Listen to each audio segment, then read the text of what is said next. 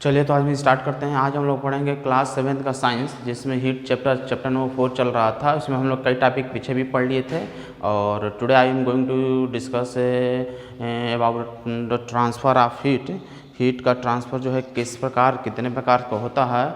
तो इसमें जो हम लोग you have already discuss conduction का प्रोसेस हम पहले ही डिस्कस कर चुके हैं। And today I will discuss next topic convection.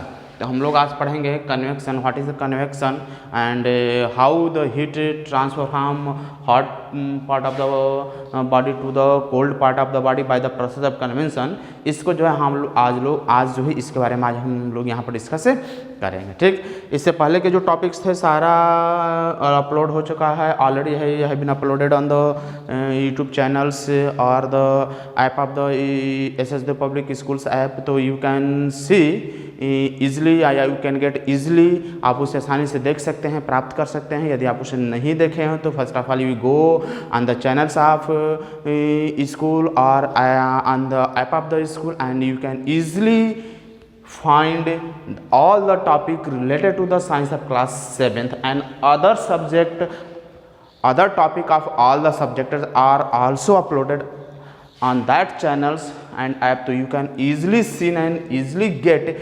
your doubts, easily find the solution of any doubts you have. आपके पास जो भी डाउट होगा उसका सोल्यूशन आप इजीली फाइंड कर सकते हैं। ओके, तो चलिए हम डिस्कस करते हैं कन्वेक्शन। तो कन्वेक्शन क्या होता है, जैसे मैंने पिछले वीडियो में देखा था कि हीट का ट्रांसफर जो कंडक्शन में क्या होता है कि जैसे हम किसी आयरन को अगर हम गर्म करते हैं तो आयरन क्या करता है कि अगर हम जिस इंड को गर्म करते हैं वो इंड के साथ साथ दूसरा थोड़े बाद दूसरा इंड भी उसका गर्म हो जाता है, क्योंकि हीट जो है एक हॉट पार्ट से कोल्ड पार्ट की तो ट्रांसफ़र होता है। सेम प्रोसेस ये होता है कन्वेक्शन में भी होता है कि क्या होता है कि हीट जो होता है ट्रांसफ़र ऑफ हीट, मैंने लिख भी दिया कि transfer of heat from hot parts of the liquid to its cold part by the movement of the liquid itself.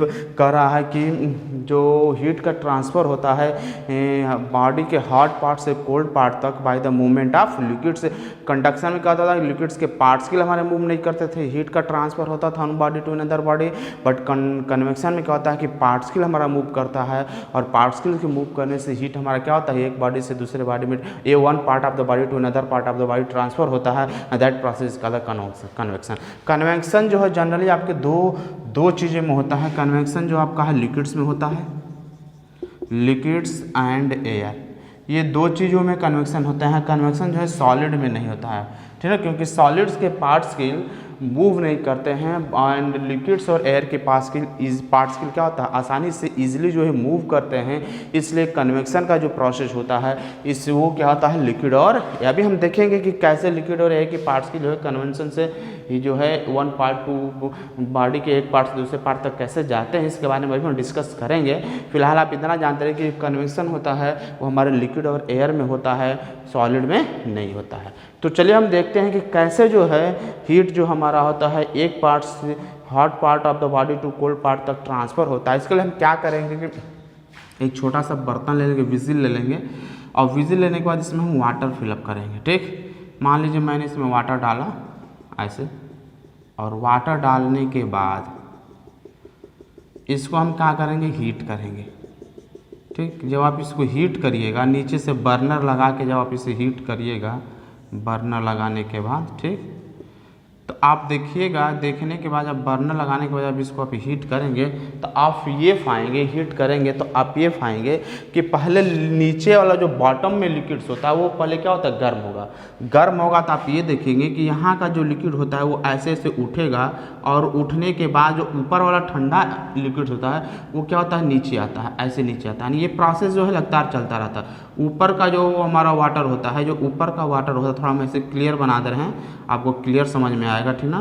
क्या होता है कि जो हॉट वाटर होता है, जो हॉट वाटर होता है वो ऊपर उठता है और कोल्ड वाटर क्या होता है नीचे आता है। जो हॉट वाटर होता है वो ऊपर उठता है और कोल्ड वाटर क्या होता है नीचे आता रहता है। ये जो प्रोसेस होता है उसी को हम बोलते हैं कंडक्शन, सॉरी कन्वेक्शन। क्यों कि पहले जब हम गर्म करते हैं तो पहले यहाँ का जो एयर होता है, वाटर होता है, मॉलिक्यूल्स वाटर के पार्टिकल होते हैं वो गर्म होते हैं। गर्म होने के बाद क्या होते हैं, वो लाइटर हो जाते हैं, हल्के हो जाते हैं। हल्के होने के बाद वो क्या करते हैं, राइज ऊपर उठना स्टार्ट करते हैं और ऊपर के जो ठंडे हमारे वाटर के पार्टिकल होते हैं वह हैवियर होते हैं। तो जो मॉलिक्यूल्स यहाँ से ऊपर जाते हैं उसके स्थान को भरने के लिए ऊपर के मॉलिक्यूल्स क्या करते हैं, नीचे चले जाते हैं। फिर वो गर्म होता है तो पुनः वो राइज करता है, उसके स्थान भरने के लिए फिर दूसरा मॉलिक्यूल्स उसके स्थान पर आता है, फिर वो गर्म होकर वो राइज होता है, फिर उसको भरने के लिए तीसरा मॉलिक्यूल्स। इस तरह करके ये प्रोसेस जो है एयर वाटर के मॉलिक्यूल्स ऊपर जाता है, नीचे से जो हॉट पार्टिकल होता है वो राइज करता है ऊपर, और जो कोल्ड पार्टिकल होता है वो नीचे आता है। तो ये ऊपर और नीचे जाने का जो प्रोसेस होता है ये कंटिन्यू चलता रहता है जब तक कि पूरा वाटर हमारा क्या हो, गर्म ना हो जाए। तो इस तरह जो है हीट का ट्रांसफर हमारा क्या होता है, लिक्विड्स के अंदर होता है। और इस तरह जो हीट का ट्रांसफर होता है उसको हम बोलते हैं कन्वेक्शन। चूँकि हम जानते हैं कि water is the poor conductor of heat, हमारा आपको पता है, हम लिख सकते हैं कि